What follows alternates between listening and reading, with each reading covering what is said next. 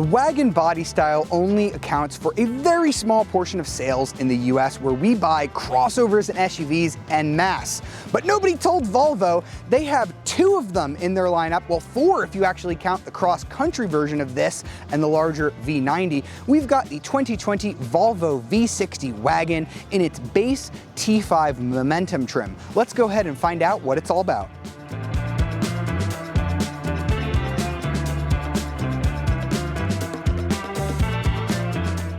Up front here, the V60 starts off like pretty much any other Volvo. These cars do look very similar in the front. We have these gorgeous LED Thor's hammer headlights. They look fantastic on every Volvo model. We have the base Momentum trim, so nothing special here with the front fascias. You can get the R design, which is a little bit more aggressive. We've got this birch light metallic color. It's the same color I had on my XC90 tester, and I think it just works really well with the Volvo design language. We do have the optional 19-inch wheels. They cost a bit extra, but I think they're worth it because they add a really nice shine to this wagon exterior. Now we come to the back of this car, where the long roof is really going to play a factor. I think this looks so much better than the S60 sedan. Not that that isn't a pretty car. The S60 is a very good looking vehicle, but I just love how this wagon model continues all the way back here. You've got the signature tall Volvo taillight design with the words Volvo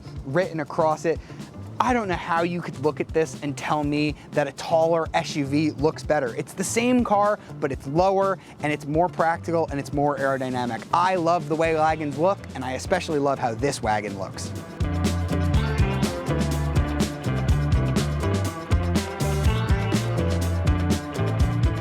Time to check out the interior of the V60, where we have the base Momentum trim. And you might say to yourself, well, it's only the base one, it can't be as nice. Well, actually, Volvo has thought of that for this Momentum trim on the V60. This is the only one where you can get this city weave, is what they call it, blonde city weave interior. It's sort of this gorgeous, almost like a plaid cloth. Now, I personally love cloth material because you can do it really nicely. You can do these really fancy things. You can see it here on the door card here. It just looks so much more special to me than leather. It breathes much better than leather, so I don't feel like my back is getting real hot sitting on it.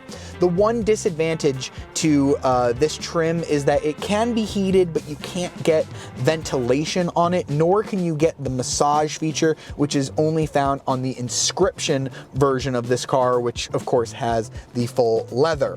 Now, the rest of the stuff is going to look the same pretty much no matter which of the V60 trims you get. You are going to get a little bit different trim here on this center console area and over here, but for all intents and purposes, this Volvo cabin still looks really nice. We have our nice two-tone leather steering wheel here. No paddle shifters, unless I think you have to opt for the R design or the Polestar models, which are much more expensive than this. You've got a digital gauge cluster, so no physical gauges in there. They look a little bit more simple than some of the other virtual gauges I've seen, but they look fine. You can have a map there in the middle, so you can have that up without having to have navigation here on your main screen. If I go here on the drive mode selector, I can go ahead and put it into eco mode. That's going to switch it from a normal tachometer to a more hybrid style of gauge, even though this vehicle is not a hybrid. Over here we have our Sensus infotainment system, which now comes standard on all V60 trims. It's a vertically oriented touchscreen, which makes it a bit weird when you're using Apple CarPlay or Android Auto, because it only takes up about this much of the screen. But I like how this one functions. It functions very much like an iPhone, where you have just one screen with a single button here to take you back to the home menu. You've got all of your functions here. You can pull up your main camera, so we have our reversing camera, or we have the optional 360-degree camera on this model as equipped. I can turn off all of my driving aids and things like that here as well.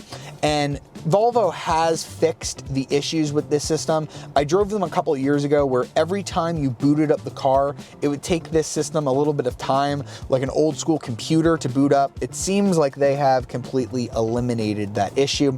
And as standard, you do get, or actually as part of the package, you get this Harman Kardon audio system. It's not as good as the Bowers & Wilkins audio that you can get on the upper levels of the V60, but it still sounds amazing and very impressive for a car like this. You can see here we have decent amount of storage space here with 2 cup holders and then a little more storage here, and then this area folds, and it's kind of good for like a cell phone, although I wish it was a little deeper to fit my phone a little better, but as you can see, I could put my phone there if I really wanted to. Now let's go ahead and check out the back seat area.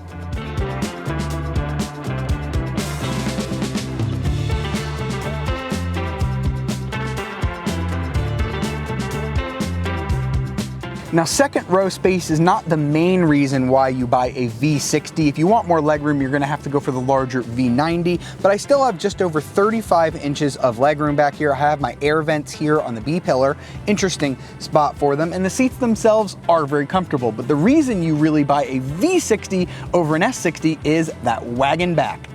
Back here, as I open the foot-operated lift gate, you see the real reason why somebody would buy a wagon. Good, it got that done on the first test. I didn't have to try again. A little over 23 cubic feet of storage back here. Absolutely massive. This is so much more space than what you get in an S60 sedan. I can take a nice seat back here.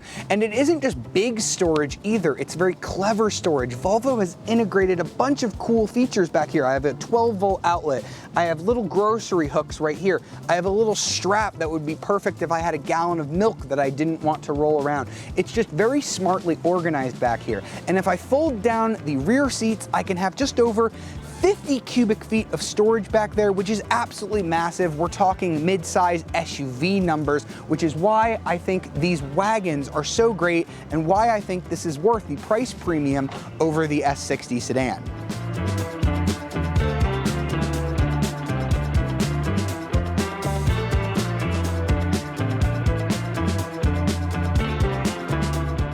So now that we've checked out how lovely the V60 is on the exterior and the interior, it's time to find out how it drives. Now we have the base T5 drivetrain. You can no longer get the T6 on the V60. It's either this T5 or you go for the Polestar model, which comes with the turbo super hybrid 415 horsepower drivetrain. But we don't have that craziness. We just have a 2-liter 4-cylinder engine with just a turbo. You can't get it with the turbocharger and the supercharger anymore. It produces okay numbers, 250 horsepower and 258 pound-feet of torque. I'm not sure why every 2-liter turbo on the market makes exactly 258 pound-feet of torque, but this one does as well. Goes out through an 8-speed automatic to front-wheel drive only. Since they eliminated that T6, you can no longer get the V60 with all-wheel drive unless you step up to that Polestar model. Now that's not going to be great for somebody who wants the all-wheel drive traction up in like wintry places up in the US, but it is going to be helpful in terms of fuel economy. Because only the front wheels are driven, you're going to get very good fuel economy figures of 23 mpg around the city, 34 mpg on the highway, and 27 combined. Those numbers are really good. If you do need the all-wheel drive, you can still get it if you get the V60 CrossCountry, which is basically exactly like everything I've shown you here, only it is raised up a little bit and given a little bit more ground clearance and body cladding. So that might be of interest in you if you want a little more ground clearance. So the engine itself isn't super special. It's not horrible either. It doesn't sound all that great. It's a little bit of a groany engine, but when you're just driving it normally, it's smooth, it's quiet, it's comfortable. The 8-speed automatic goes about its business. We don't have paddle shifters or anything like that, although you can get them if you go for the R design V60. I like to leave this car in very normal mode. You've got Volvo's little rotating drive mode selector here that I showed you when we pulled over. You can put it into either dynamic, normal, or its eco mode. I actually like the eco mode because it replaces the tachometer with this weird sort of charge brake gauge here, sort of like what you'd get on a Toyota hybrid vehicle. And this car loves just being driven around smoothly and comfortably, which is how I like it. It's just a smooth, comfortable, compliant car. It's not quite as soft as some of the larger Volvos like the XC90, but for a compact, man, this thing rides incredibly well over bumps. I love that since it's a wagon, you don't get all of that body roll that you would otherwise get from an SUV. If you did want to push it, which, you know, the driving experience doesn't really go this way, but if you wanted to push it, you could floor it and get from 0 to 60 in about 6.9 seconds. That's not as fast as some of the other competitors, but this car just really isn't made for the hot rod enthusiast demographic. It's made for somebody who has taste and style, who wants to drive around quietly and easily. And it has my favorite feature of Volvo's, which is the pilot assist system. So I'm gonna go ahead and put that on here. And what that's gonna do is engage the adaptive cruise control and the steering. So basically I can take my hands off the wheel.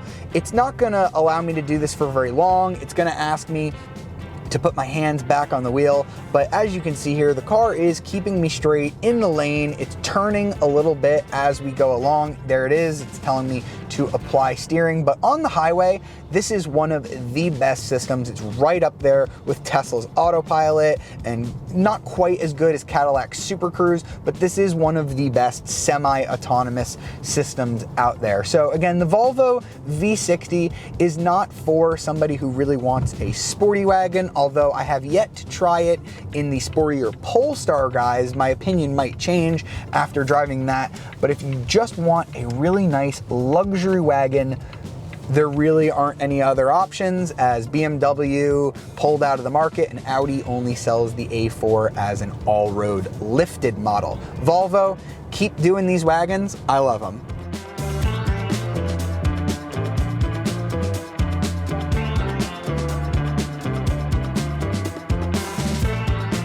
So that was the 2020 Volvo V60. Pricing for this guy starts just under $40,000, but we've got some options on this one, putting the price at just under $50,000, which I think is really nice to see a luxury car with this amount of safety and this amount of features with a 4 as the first number. I think that's pretty good value. Now, if you want to get the optional R design or inscription trims, that's the sporty and the luxury one respectively, those start at about $46,000. So tack on about $6,000. You're looking to spend about in the mid-50s for the nicer version of this car, although you're gonna lose that beautiful plaid interior. And then you've got the Polestar one, which is a hybrid. That one's a little bit more expensive, and I think that is going to be a real unicorn. You're probably never gonna see one of those. Now, your other choices in this segment, there really aren't any. Wagons are a dying breed in the United States, so your only other real choice besides this one is the Audi A4 all-road, which is a lifted version like the CrossCountry version of this. This is a one-of-a-kind car, and if you want a wagon, there's really no other way to do it. I love the V60, and I think if you're a wagon lover, you should seriously consider it.